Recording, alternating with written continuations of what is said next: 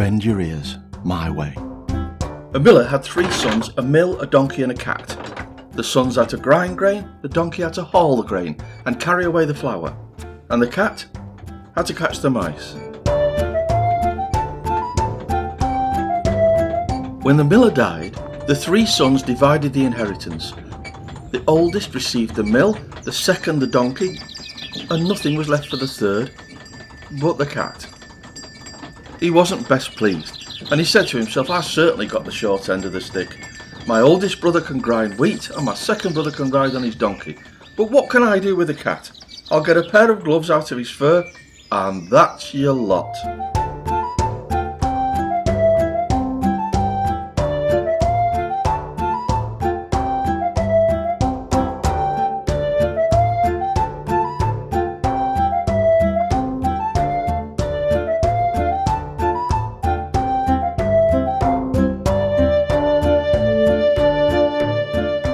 The cat, who wasn't as soft as he was cabbage looking, began to speak. "Listen, my mate, you've no need to kill me. You've said yourself all I'm worth is a pair of poor gloves from my fur. If you don't mind my saying, that's some pretty weak thinking there. Here's a new plan. Have some boots made for me, and I'll go out, do a bit of networking, and you'll be in profit before you know it." The miller's son was flabbergasted the cat could speak, but since the shoemaker happened to be passing, he called him inside and had him fit the cat for a pair of boots. When the boots were finished, the cat put them on, took a sack, filled the bottom with grains of wheat, and attached a piece of cord to the top, which he could pull to close it. Then he slung the sack over his back and walked out the door on 2 legs like a regular chap.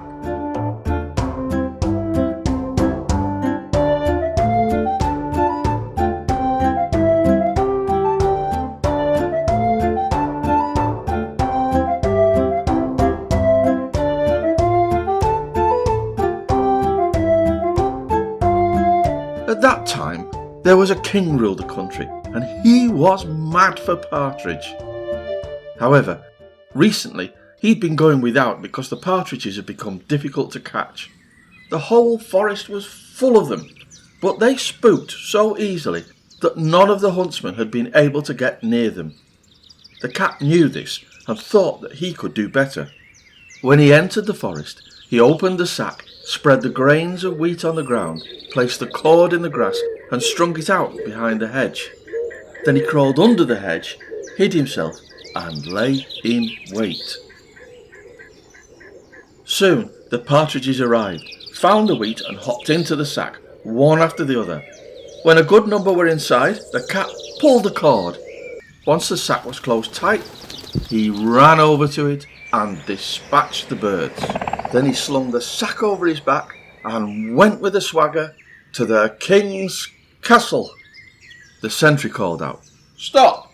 Where do you think you're going?" "To the king," the cat answered curtly. "Are you off your rocker? A cat to the king?" "Oh, let him go," another sentry said. "The king's got a right cob on. A talking cat might put him in a better mood."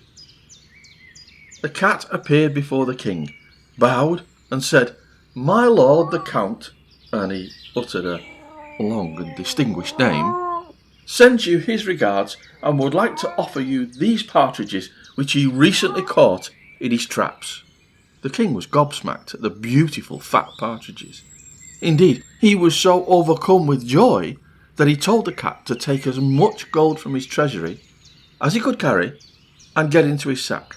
"Take it to your lord and give him my very best thanks for his gift," said the king.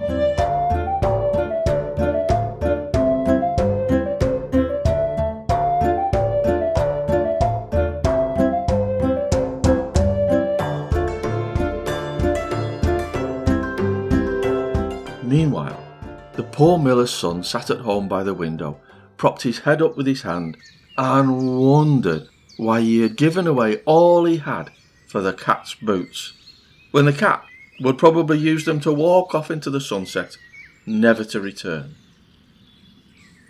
Suddenly, there he was, and bless my soul, he threw down the sack, opened it, and tipped the gold at the miller's feet. "Now you've got something for the boots." The king also sends his regards and best of thanks. The miller's son was happy and rich, and he didn't understand.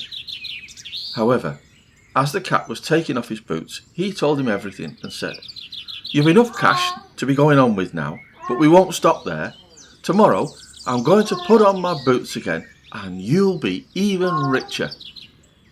But by the way, I told the king your account." The following day, the cat put on his boots, as he said he would, went hunting again, and brought the king a huge catch. So it went every day, and every day the cat brought back gold to the miller's son. At the king's court, he became a favourite, so that he could come and go and wander about the castle wherever he pleased.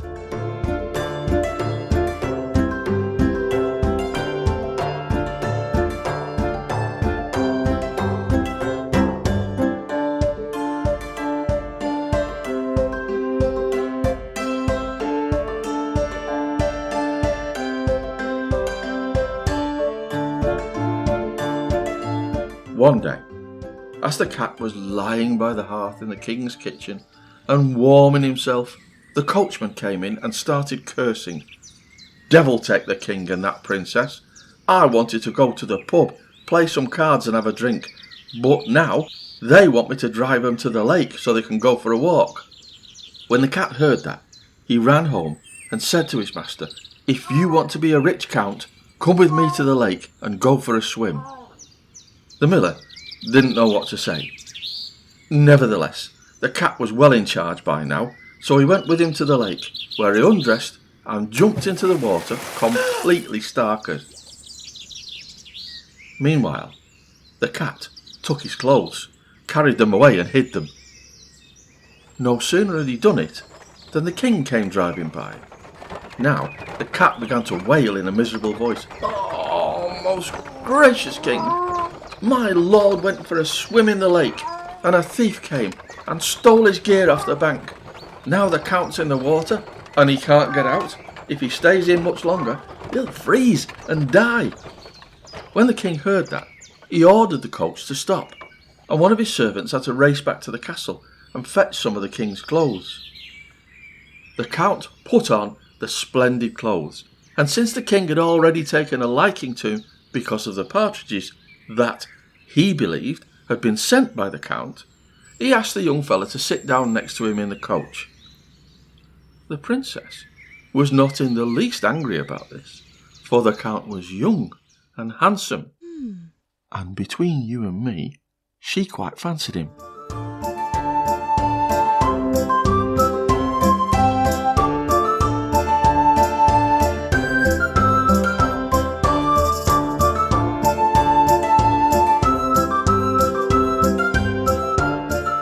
In the meantime, the cat went on ahead of them and came to a large meadow where there must have been 100 people making hay. "Who owns this meadow, my good people?" asked the cat. "The great sorcerer," they replied. "Listen to me. The king will be driving by, and when he asks you who the owner of this meadow is, I want you to answer, 'The Count.' If you don't, you'll all be killed."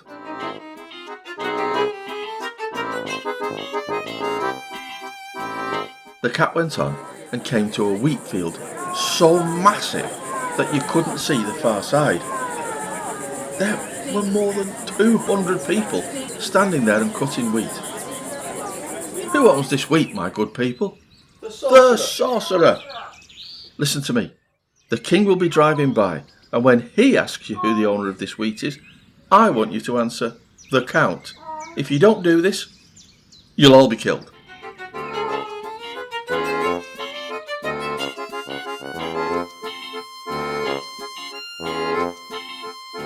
Finally, the cat came to a great forest where more than 300 people were chopping down large oak trees and cutting them into timber. "Who owns this forest, my good people?" "The sorcerer." "Listen to me. The king will be driving by, and when he asks you who the owner of this forest is, I want you to answer, 'The Count.' If you don't do this, you'll all be killed."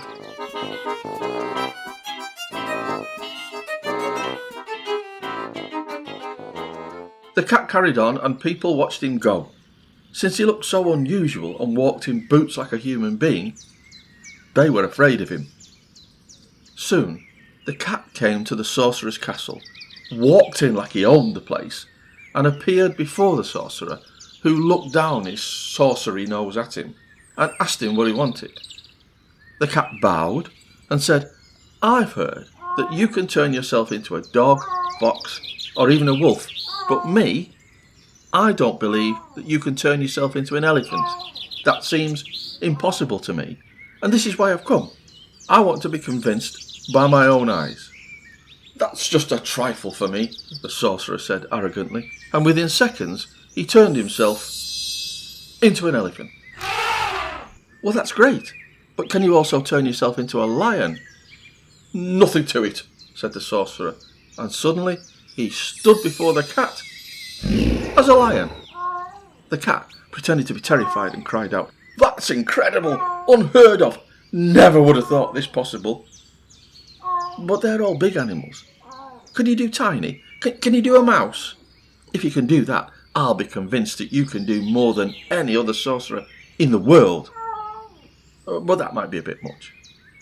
The sorcerer was susceptible to flattery, and he said, "Oh no, cat, that's not too much at all." And soon he was running round the room as a mouse. At once the cat ran after him, caught the mouse in one leap and swallowed him without chewing.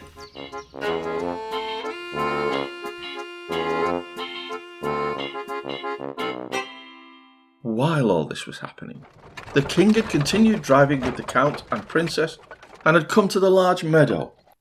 "Who owns the hay?" the king asked. "The count!" the people all cried out, just as the cat had ordered them to. "You've got a nice piece of land, Count," the king said. Afterward, they came to the large wheat field. "Who owns that wheat, my good people?" "The count." "My, you've got a large and beautiful estate," said the king. Next, they came to the forest. "Who owns these woods, my good people?" "The count." The sorcerer. "Shh." The king was even more astounded and said, "You must be a rich man, Count. I don't think I have a forest as splendid as yours."